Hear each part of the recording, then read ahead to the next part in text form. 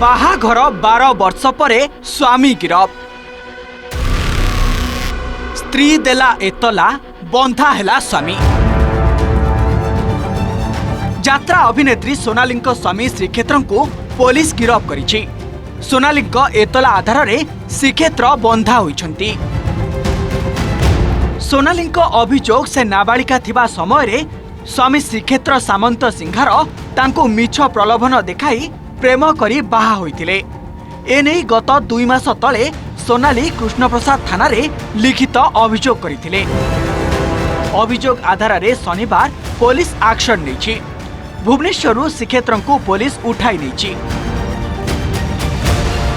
संपूर्ण मिथ्या। बाबा आम 3 जन घरे आम रहू। बाबा पठेला आम खाऊ।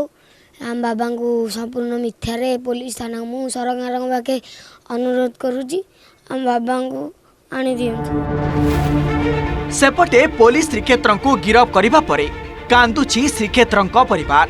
रोगिणा बापा, मुक माँ और 12 वर्षर छोट पुओ श्रीक्षेत्र को झुरुचंती। अन्यपटे श्रीक्षेत्र बापांको कहिबा कथा 2013 रे पुओर बाहाघर होइथिला। 2014 रे पुरी डाक्तरखाना रे सेमानंकर पुओ होइथिला।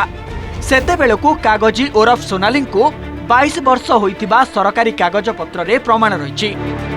ता छडा सोनाली किपरि अभियोग करूछंती विवाह समय से नाबालिका थिले बोली श्रीक्षेत्रंक बापा दिलीप कहिसंती। बाहाघर होइतला केते वर्ष बयसरे छुआ जन्म होइतला नगर छुआ 14 रे जन्म होला 18 मे 2014।